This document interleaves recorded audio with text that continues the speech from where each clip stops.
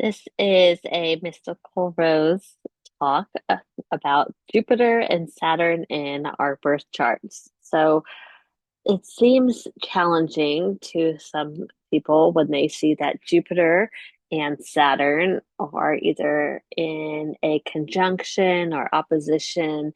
How do we interpret and integrate these big powerhouses in our chart when it seems like they are contradictory of the energy in the same spot? It gets muddy. It doesn't make sense. What's happening? What does this mean? So I wanted to just take a moment and talk about the planets separately, and then how this looks in a chart when these aspects get thrown in together, and how we can make sense of it and what that means for you. So let's start with Jupiter. Jupiter is usually the fun planet in the chart. I always like to talk about where Jupiter is when I'm doing a natal reading because it's just fun to see where are you naturally blessed? What are you kind of lucky in or fortunate in that you can just roll the dice, take chances, and see great opportunity with little effort or some efforts, but things just kind of happen for you. So my example here is like in the sixth house. If I see Jupiter in the sixth house, I get excited for the person because I think, they probably have a relatively easy time getting hired. They're probably the type of person that appears very competent and useful at the job interview. They get hired, they know somebody, things just happen. They walk by a store and they think, oh, they're hiring. I don't really have a lot of experience, but I'm just going to see, I'm going to try. And something happens. Their um, optimistic energy plays out well. People like them and they get the job, even if someone was more qualified. Or in the first house, I see Jupiter and I think, wow, this person's really blessed with this large, not physically necessarily, but this personality that just screams of being jovial, generous, optimistic, really enthusiastic about life. And when it comes to their body, they may have a lot of energy. They might be excitable, ready to spontaneously take action, maybe even a little restlessness, as Jupiter really likes to be forward moving, doing things and expanding the space. Maybe they like to stretch a lot or they want to get up and go for a run. They want to be taking up space and they naturally do so in a way that's very inviting and really getting people's attention and making other people feel lucky to know them. They're the kind of person that gets invited to the party a lot. People want them in their lives. They have this energy of someone who is going to bring the mood of the room up with their just contagious personality. So it's usually seen as a benefit planet because of this, right? Things are good in Jupiter. It's naturally rules Sagittarius, which loves spontaneity, adventure, optimistic, questioning the big pictures of life. Why are we here? What's going on? How are they doing things over there? Teach me something I don't know. Blow my mind. This is where I want to expand. So that's the psyche. The Sagittarius is more of the psyche energy here. But when we're talking about the planet itself, we're talking about the what. So planet Jupiter is the what. It is the part of your chart where you want to expand. So whatever house it's in, the house being the where, you're going to see that this is the bigger importance in your life. It's going to take up more space in your birth chart because that's what Jupiter does. So it's going to be the energy of having opportunity, of being expansive, and of putting a philosophical, if not religious, faith based, dogmatic approach to this area of your life. So, in its quest for expansion, it's really looking at these higher philosophies. It wants to gain wisdom and knowledge through experiences. So that's why it's kind of all over the place doing lots of things because how is it going to gain this higher perspective unless it has a lot of information that it is experiencing? So, if we think of our opposite energy of the Gemini, the observer, the learner, the collecting data. Well, Sagittarius being on the opposite end of that, it is wanting to experience things, to become the wise mentor, the teacher, the shaman, the experts of the area because they are vastly knowledgeable in their philosophies by the time they've experienced all that there is to experience on the matter. So if it's in a house and it's not touching anything else, those are the simple things that you can go by. And when we talk about Saturn, same thing. If it's alone and it's in your chart somewhere, when we think of Saturn, we think of the Capricorn ruler, the one who is more structured, more disciplined. The what energy of Saturn is really about what is being restricted or delayed. What lessons do I need to master before I can really see the fruits of my labor? Nothing comes quick with Saturn. There's no quick fix. You're not going to just have opportunity in this area. You're really going to work for it. There's something that you need to dig deep for here.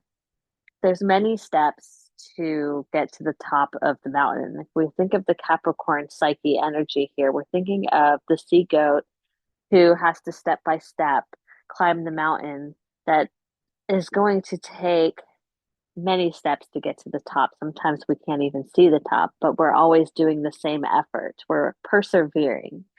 It's the idea of the malefic just because sometimes things can be withheld or delayed.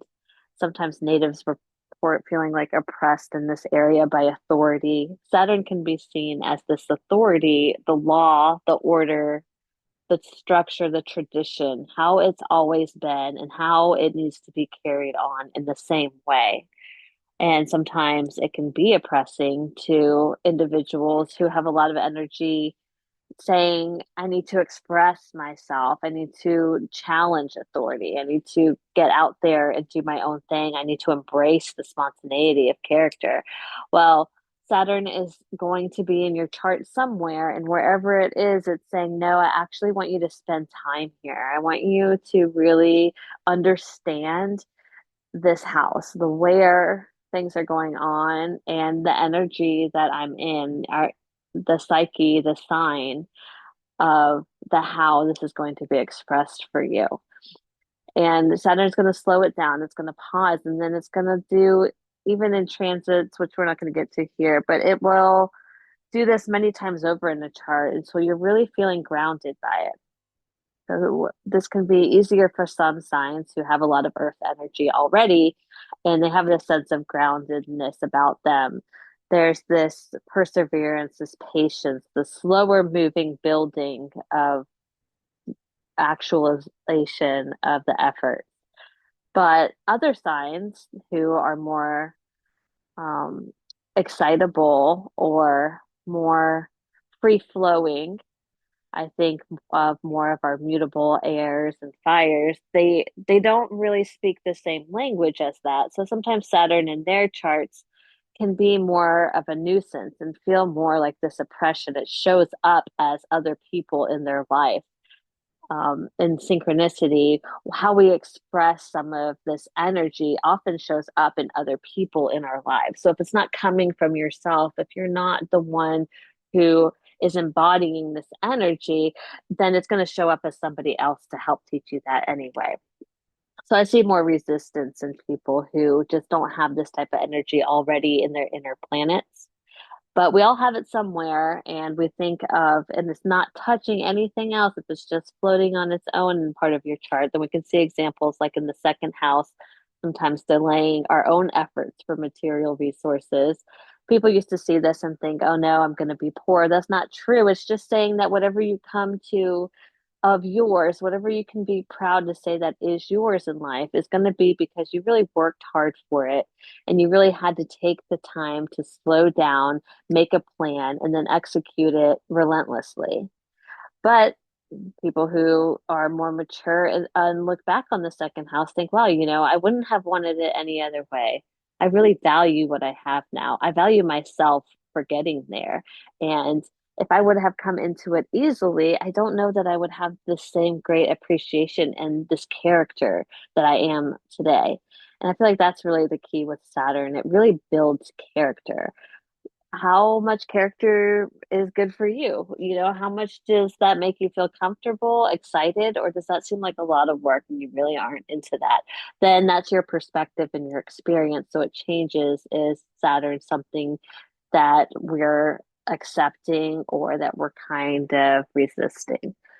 In the seventh house, I have an example here, just delays in partnerships and marriages. That's another hot house for Saturn. People get nervous that they're not going to find a partner, they're not going to get married, or that they're just never really going to feel connected to people and partnerships in general. Are they going to be a loner? Saturn itself has this loner vibe about it because sometimes it's really asking you to be self-sufficient. So if you're working on self-sufficiency in that area, if that's your what is being self-sufficient and disciplined, and it's in the seventh house of the where of partnerships, then you can feel like that might be a doomsday message. But no, it's not. It's saying that, there's some self-maturity and growth that you're going to spend time gaining, and you might gain it through partnerships. You might attract partnerships into your life where you really are with people of authority or some type of influential energy in your life. So you learn from them on how to adopt these characteristics for yourself. The seventh house really doesn't have so much about you in it. It's the one part of our chart where it's really talking about somebody else. These are the partnerships that we're bringing into our lives. You can see here then that maybe a person with the Saturn in the seventh house would really be drawn to relationships with older people. The Saturn energy in their chart is in another person of authority. So I would say more mature, or maybe someone you romantically are involved with someone a lot older than you, or they just have a lot of life experiences. Maybe they're just really um, the authority of whatever it is that they have been so disciplined in learning about their whole life. There's this authoritative, at least, energy, if not authoritarian attraction to people in your life. So you can learn to be that for yourself. The seventh house can be tricky because if you aren't getting it the easy way, then the universe loves to hand us things the hard way. So these can be positions where not always the funnest relationships we're attracting if we're seeing the harder Saturn personalities. But for what it means for your chart would just be that as soon as you're owning the Saturn energy, when you become the person who is self-disciplined, who has strong boundaries, who is really more interested in long-term success than instant gratification, and you start to see that you're owning that energy yourself, and you'll see it less projected onto partnerships, and then you will be able to achieve the partnership that you really want. And Saturn in a relationship is pretty beneficial for long-term relationships. So I think that sounds like a positive thing at the end of it, and it makes it less of a negative experience. So we'll move on here. So now we're going to move into just the aspect idea of this. So if we have those two planets, I hope that was enough to understand the two planets, what their energies are, and how it looks in the chart. So now we're talking about the softer aspects here. So there's more of a cooperation going on when these planets are in a sextile or a trine. They seem to be in good communication with each other. Sometimes the trines and sextiles are looked at opportunities to work together and be a gift to the native. So some of these gifts show up in the chart as being a balance of enthusiasm from the Jupiter energy and then the structure of the Saturn energy. And it can be someone who has high ideals, but is also grounded enough to be realistic in what they spend their time actually doing. So you get the benefit of the Jupiter sparking this imagination or this ambition to go and pursue higher education. I'll use that as an example. Or they have, let's use the example of somebody say they have the Jupiter energy, um, and we'll say Sagittarius just to keep it simple here. And they just have this great idea that they want to really expand their spiritual practice. They're going to go on this trip to Costa Rica and they're going to take this yoga retreat for 3 weeks. It costs like $15,000 for a weekend, and they need to do this. This is really big spiritual growth happening, and this they're being called to do it. Well, then they see that they're in a sextile or a trine to Saturn, and it gives the native a chance to really think things through a little bit. It kind of slows it down a little bit. It says, okay, well, that's a great idea, but let's check the bank account. Do we have money coming in after this? What would it look like if we found the next trip and booked that when we actually could save for it for a little while?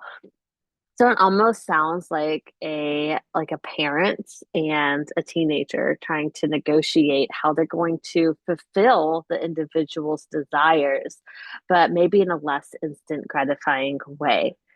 This type of relationship inside of your chart can really give you this ability to make smart choices in life, especially financially. There's this need for these two planets to feel materially secure. So Jupiter can be spontaneous, but it still needs to feel like it has the wealth. It wants to be generous in its offerings to other people. And so it can't really do that if it has nothing to give. So it needs to always be acquiring things, material wealth, spiritual knowledge, um, friendships, experiences around the world. It needs to have things to be able to generously give to the next person. So material wealth can be one of the things that Jupiter is interested in. And then Saturn works, maybe not in such the same mind frame of that, but it can be kind of fear based. So Saturn doesn't want to not have enough resources. It would rather be a little bit more frugal and be prepared for tough times. It has that real life outlook. I cannot spend all my money on a flight to Costa Rica because I need to have a place to live when I come back from Costa Rica. So that's not going to happen. And it has this, well, what if I got back and I lost my job or something happened and my roommate left and I don't have anyone to share this with? So it's kind of thinking more fear based, which in itself can limit opportunities to really enjoy the life experience. So when it's in the sextile or trine to Jupiter, Jupiter can then come back and say, maybe it's not something that we have to make fear-based decisions. So see how they can work together. They can kind of talk each other back into reality where Saturn can go too low and Jupiter can go too high. They can kind of meet in the middle in a more peaceable way. So then we have all these other positives here, but that's the big one I feel like when it comes to the ease of the flow of communication between these planets in your natal chart is you get this sense of having a wise outlook, but still maintaining your sense of wanting to experience life and be this person who's perceived overall as generous and but also able to achieve what they want. And it really works nicely together when they're on the same page. So that's the one example. Now we'll go into the opposite possibilities here. So in our chart, sometimes they form a conjunction, an opposition, a square, or some other more challenging aspect. So the softer aspects we spoke of, but these are more of the harder aspects. They're not always exactly for each of these aspects, but I group them together because a lot of times they have the same ideas. And sometimes with the exception of the conjunction. So when you have a true conjunction, these two planets form like a super planet. They almost just have these qualities that stand alone.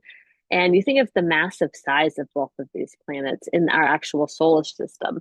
So if they come together in your chart, it still has the same massive effect, right? The sun is obviously our biggest point in the chart. It's our highest available consciousness. Just like in our solar system, the sun is the largest and it gives us life. So the sun in the chart, I believe, is unless it's intercepted or it's in its own tangle of aspects, it really is the light shining on your chart. And it does take a lot of importance here. But then we start looking at conjunctions because two planets combined into one makes for a super planet, a super energy, a super focus of your birth chart. So if you're taking these two giant planets and you're putting them in a conjunction, this is now a huge focus in your chart. So whatever house this is in, you can expect for things to come up into your life that pull you back to it to be in these situations over and over again. And why would that be? Well, when you think of Saturn and Jupiter together, blending these energies, you get a person who then becomes very interested in the higher mental or philosophical thought process of things that are more real, tangible life events. So you're coming into these houses and these signs with this ability to accomplish bringing out higher thought processes into everyday works. So this could be the person who's very interested in law. Saturn loves to know the actual the law of things. What is the rule? What is the tradition? What does the authority expect to happen here? And being very interested in that type of real world information. I need to know the laws of where I live, of where I am, of what's going on, because I don't want to be on the wrong side of that. And also, I want to maintain that order for others. I want to make sure that my neighbors are maintaining that order too. I want to live in a place where we're abiding by laws, tradition. There's order here. It's not a free for all. And then you have this Jupiter planet who wants to know also about morality. Well, what is right and what is wrong? Here's the law, but is that the truth? Is that actually why was the law written that way? Are we morally um, experiencing our truth? So now all this energy into the same planet, you get somebody who has just this really wide spectrum of rights and wrongs. And in whatever house it's in, you're going to be faced with potential challenges to this code. Or you may not have a code yet, but you're going to get one eventually. And it's asking you to really review your values and belief systems in this lifetime of this area of your chart.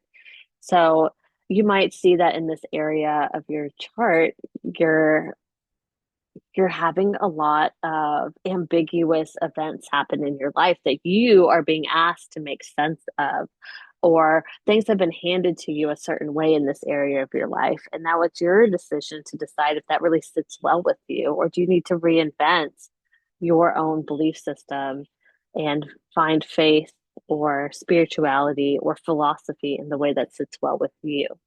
So it takes a lot of energy and a lifetime to really accomplish these things, but it's something that will take a lot of time. So now, if we're just looking at oppositions and squares, we're thinking we have challenges here because the opposition in the square, they're really a chance to work on two different mentalities or energies and create enough tension that actually brings you attention to it. So when you have these planets challenging each other, they're really wanting you to think about certain things here. And some potential challenges that you could face is just being in states of having a lot of authority in your life in certain areas, and then seeing if that really checks out. Are you Do you have this inflated view of how powerful you are that needs to be brought down into size? Are you going to be somebody who really thinks highly of life, and that's more Jupiter energy of everything's great, life's an adventure, I'm here for it, everything happens for a reason, I trust that everything is going to go well? Or are you going to be swinging between that thought and the thought of our more Saturn energy of what all of this is for nothing? This is pointless. Why are we here? And it's more of a pessimistic view. So this is the challenges here of someone with the square, their opposition is these two different thought patterns on that. And then it can be a lot of struggling to resist those impulses that we talked about earlier. When they're flowing nicely together in the trine or the sextile, they can communicate easily and cooperate. When they're in the square, you have to decide then, well, who do I listen to? Am I trying to trust fate right now and go with it, or do I need to pull back and wait? And there's more potential challenges of trying to get that right and figuring out the timing on things and when to trust things and when to pull back. And there's also some sort of overcompensating for these fears of not fearing of not having enough, having it not enough because Saturn wants to have some for the winter, or Jupiter's fear of not having enough because they don't have enough to spread around. So either way, fear of not having enough sometimes turns into overcompensating, trying to get quick fixes for things. And then this is where this potential gambling comes in, because now we're overcompensating for our fear. And any fear-based decisions usually don't come from a place of our higher self. So really trying to listen to what actions are we making because we feel intuitively led, or what actions are we taking because we're being reactive to fear or potential scarcities. These are the thoughts to ponder here. And you'll see that sometimes in both houses we have the same issues because we're really on the squares and oppositions. We're really learning to find balance and harmony in these, and we're really learning to make action to grow into these and feeling more comfortable with these extremes in ourselves. So let's look at a sample chart here. This person graciously gave their chart as an example. So this is the example of this conjunction we were talking about. This person has like an exact, almost perfect conjunction of Jupiter and Saturn, and it's in the 10th house and in Libra. So the super planet is in their 10th house of the public reputation or the public life. So there's a real desire here to be someone of authority who really makes a name for themselves in this life. And I can't help it when I look at a chart and I see this tight conjunction. I can't help it also then follow the sun, because that's where I like to go back to. And then at the ascendant, because that is where we first encounter new experiences. Well, what is their outlook genuinely like anyway? So for this person, they're Sagittarius rising. Well, I say that's great. This is perfect. All charts always work out because I believe you pick the chart that you're supposed to have. And it always makes sense eventually if you look at the whole chart. So looking at the whole chart, Sagittarius rising, well, that's the ruler. Jupiter is the ruler of Sagittarius. And so this person already has a pretty optimistic outlook in life.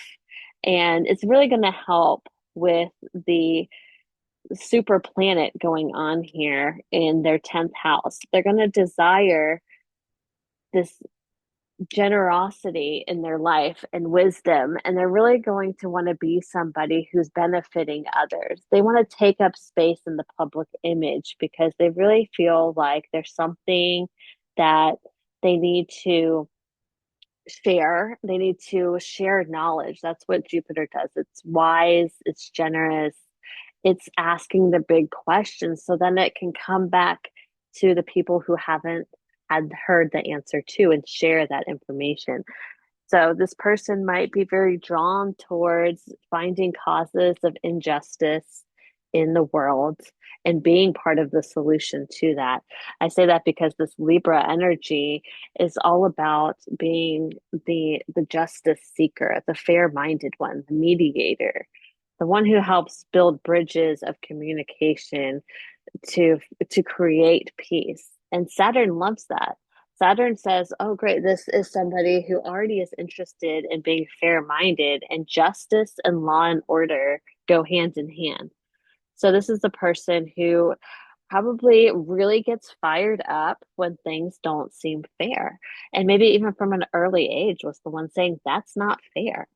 And saying it vocally and loudly and taking up space when they really felt like there was being injustices around them, to somebody else, and speaking up about it. And Libra doesn't always like to be aggressive, but I think with this Sagittarius rising, this person has a little fire in them that might make this Libra a little louder. And what happens in this chart here, I see this person really following the route of being in a career or well known as someone who is the authority on whatever they do, but is seen but in a favorable light. So if it was just Saturn in the 10th house, I would say maybe it takes them a while to climb the mountain of the success and to really be the authority in their career.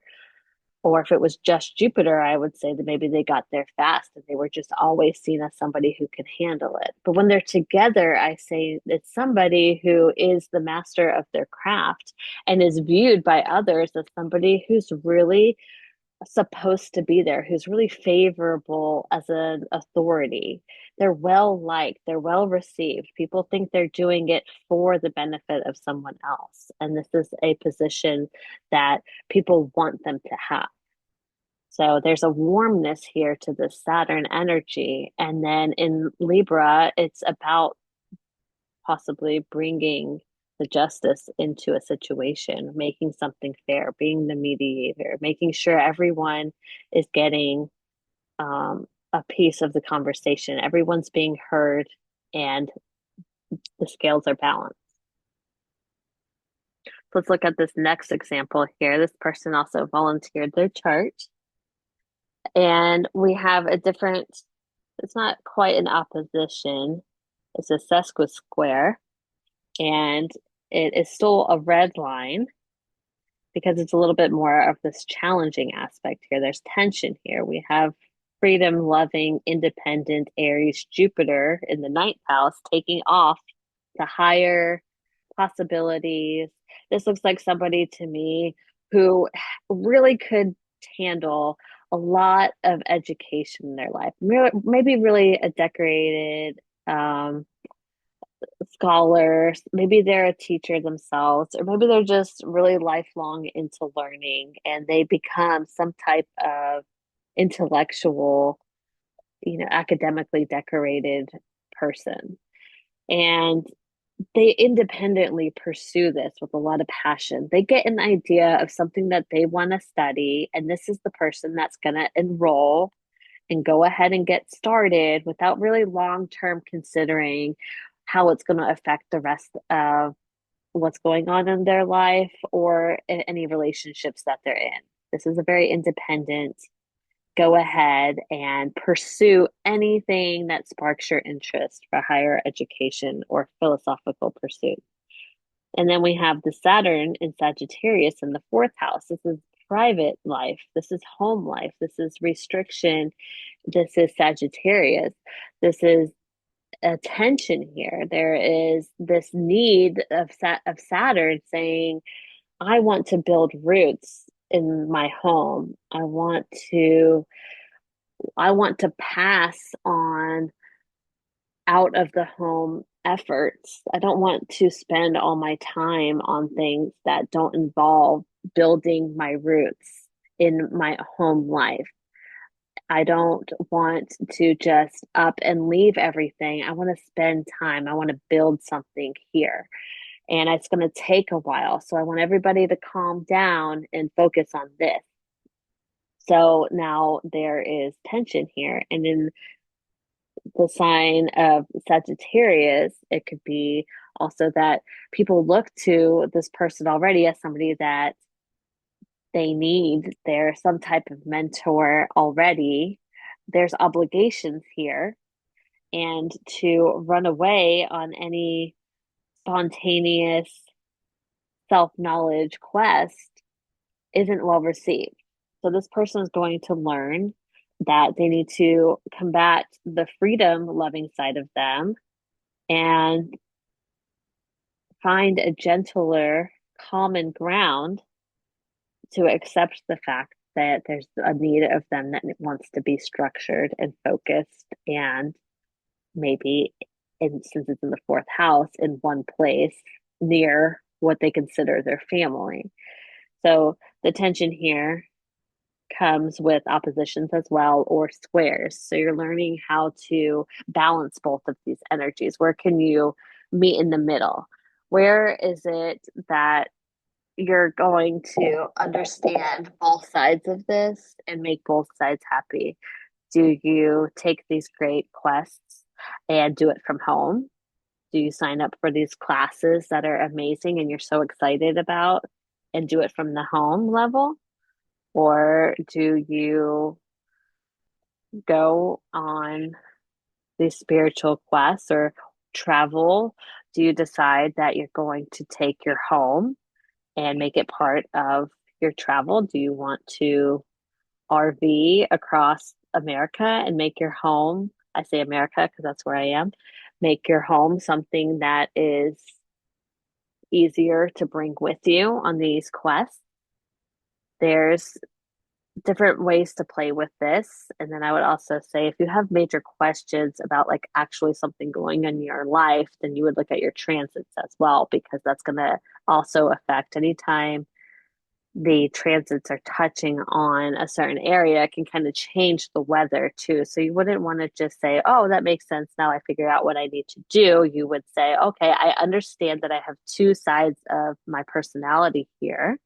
And I understand that these outer planets, when they are communicating with each other, whether agreeably or in conflict, it's going to show up in synchronicities in my life as an outer events. So I really want to pay attention to transits that are going on that are also activating parts of my chart before I just make a decision and say this is the answer.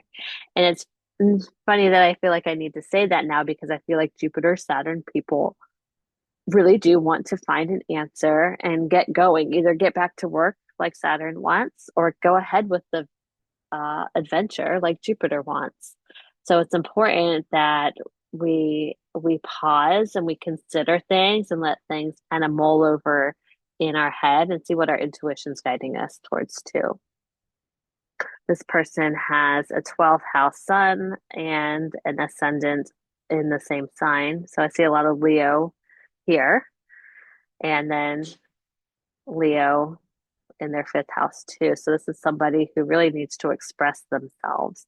Their creative potential is hot here. Their part of fortune insists that there's joy and feelings of fulfillment and fortune when they trust their creative expressions. So I would tell this person that whatever these challenges come up between should I stay or should I go, is what it looks like here.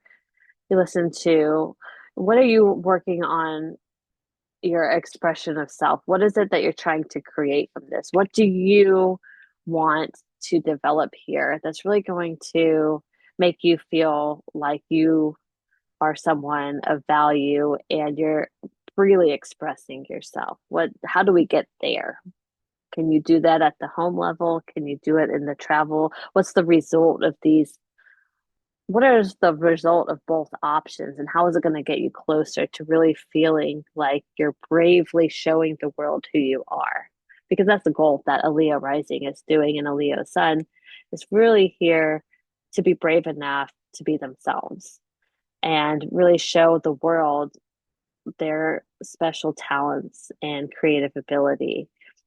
So if you're doing that, then that's going to help guide you to make choices. Because if you're not feeling like you're able to really live in that Leo energy, then it's probably not the right answer. Because ultimately, that's how you're going to feel fulfilled and aligned with who you are. Okay, so that's everything. Thank you so much for watching. Like I say, it really takes the whole chart to understand everything. And sometimes it's challenging to look at your own chart and see that. So if you are looking for a reading, you can always email me. My readings usually around 30 minutes. Sometimes they go over more like 45, depending on how much we're talking about. But I am always taking bookings and usually get them out within 48 to 72 hours after they're booked. So let me know if you have questions, and thank you so much for watching. And I will end the meeting here.